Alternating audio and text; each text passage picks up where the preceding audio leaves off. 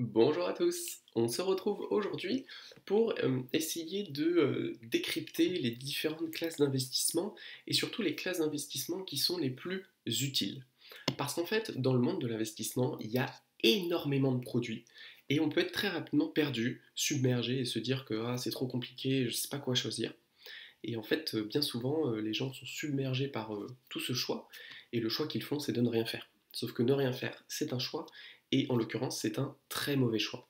Parce qu'effectivement, quand on fait des simulations et qu'on compare des personnes qui investissent, même médiocrement, avec des personnes qui investissent pas du tout, bah en fait, ne pas investir et laisser son épargne rognée par l'inflation, c'est vraiment une très mauvaise stratégie. Donc, on va essayer ici de vraiment regarder les investissements qui sont les plus pertinents en fonction de euh, différentes périodes de vie et différents objectifs.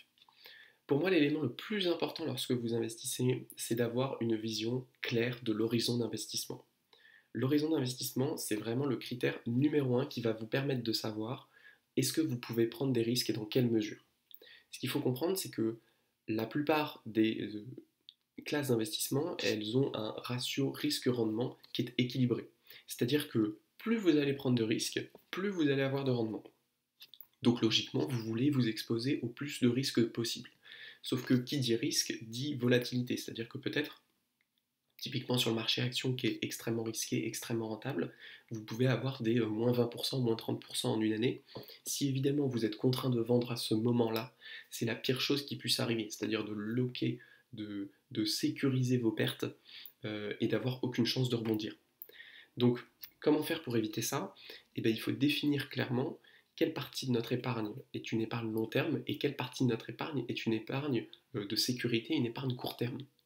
Une fois que vous savez que vous avez de l'argent dont vous n'allez pas avoir besoin dans les 5, 10 ans, voire plus, bah effectivement, cet argent, vous avez tout intérêt à l'investir dans la classe d'actifs qui a le ratio risque-rendement assez élevé, avec beaucoup de risques et beaucoup de rendement. Typiquement, des actions. Et une manière d'investir de manière facile et efficace, comme je l'ai expliqué dans d'autres vidéos, c'est d'acheter des ETF qui regroupent des paquets d'actions qui vous permettent d'être bien diversifiés et de quand même profiter finalement de la rentabilité du marché action en général, qui est historiquement de 10% brut, soit 7% net d'inflation. Donc les actions, vraiment, c'est la classe numéro un pour capitaliser et pour accroître son patrimoine, mais au prix de risque. Et il y a des périodes dans votre vie, que ce soit si vous êtes dans une incertitude professionnelle, que ce soit si vous avez vraiment plus beaucoup d'argent pour une raison ou pour une autre, ou alors bah, votre situation familiale va changer, vous allez peut-être avoir un enfant, vous allez peut-être acheter une maison. Il y a des situations, il y a des moments dans la vie où bah, il y a une incertitude financière qui fait qu'on n'est pas en mesure de prendre ces risques. Et je parle même pas de l'aspect psychologique qu'il faut aussi prendre en compte, mais vraiment d'un aspect technique. C'est-à-dire qu'il y a des fois, c'est une mauvaise stratégie d'investir en action parce qu'il y a trop de risques et on va peut-être avoir besoin de cet argent. Dans ce cas-là, qu'est-ce qu'on fait? Alors évidemment, si on regarde des classes d'actifs en général, on parle beaucoup d'obligations.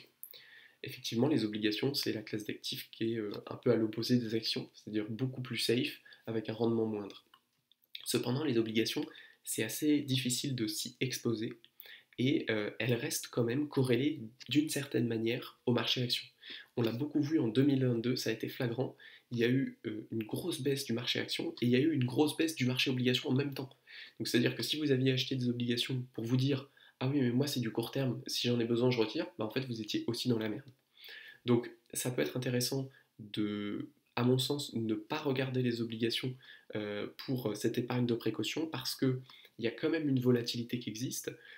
Évidemment, l'obligation de base, hein, l'idée c'est de la garder jusqu'à terme pour pouvoir avoir un remboursement du capital. Sauf qu'en tant que particulier, c'est assez difficile d'acheter directement des obligations.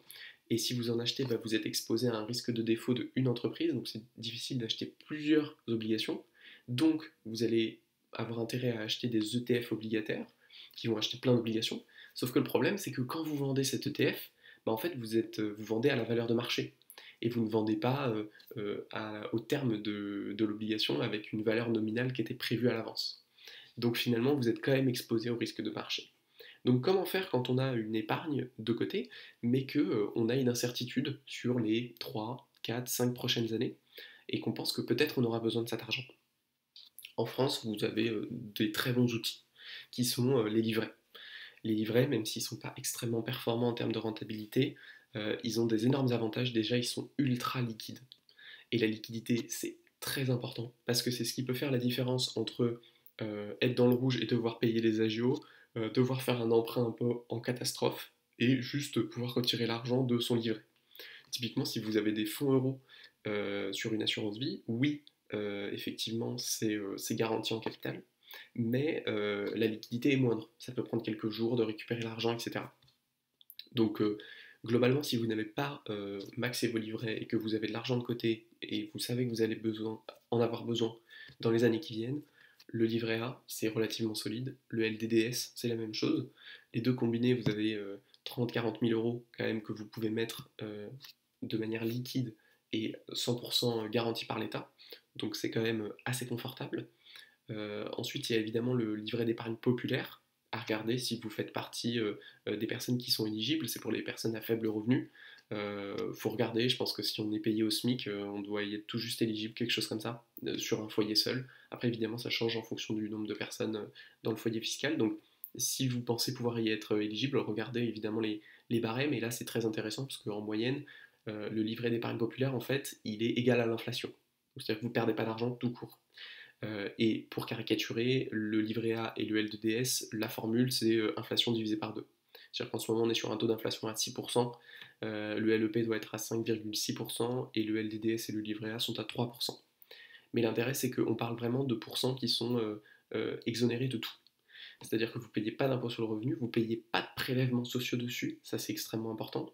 Ce n'est pas le cas par exemple sur des fonds euros, où vous allez quand même avoir des prélèvements sociaux qui vont s'appliquer, donc 17%, c'est pas rien. Donc effectivement, globalement, ça c'est pour moi les deux classes d'actifs que vous avez besoin de connaître. En France en tout cas, si vous avez un horizon d'investissement long, c'est les actions, potentiellement en ETF parce que ça va vous diminuer votre risque.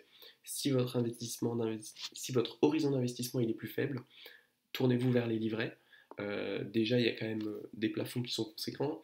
Si vous dépassez ces plafonds, ça peut être intéressant de se tourner effectivement sur des fonds obligataires, donc des fonds euros sur une assurance vie qui vont avoir vraiment une garantie de capital, sachant que vous allez potentiellement avoir une rentabilité qui va être un peu plus faible parce qu'il va y avoir ces prélèvements obligatoires, et vous allez avoir une liquidité qui va être un petit peu moindre. Néanmoins, cette garantie de capital, si vous pensez que vous allez avoir besoin de votre argent dans 2 ans, c'est vraiment quelque chose d'important. Vous ne pouvez pas vous permettre d'investir en action et de vous dire ah oui mais en fait ah non en fait j'ai besoin de 5000 euros là il faut que je vende dans 6 mois. C'est beaucoup trop risqué et concrètement ça s'apparente à jouer au casino, chose que je vous déconseille, hein. Si vous voulez vous amuser c'est très bien, mais allez vraiment au casino. Essayez de combiner investissement et amusement, c'est rarement une bonne idée. Bah, je vous remercie d'avoir regardé cette vidéo et je vous dis à ciao pour la prochaine.